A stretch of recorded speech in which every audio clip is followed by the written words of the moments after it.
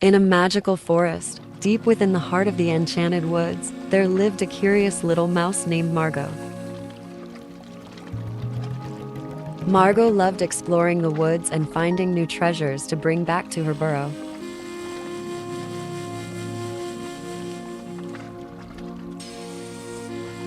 But one day, while wandering through the woods, Margo stumbled upon something she had never seen before.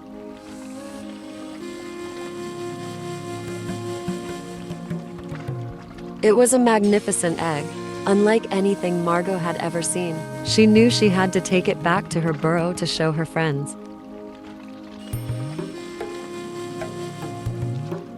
With the egg safely tucked away in her burrow, Margo eagerly awaited the arrival of her friends.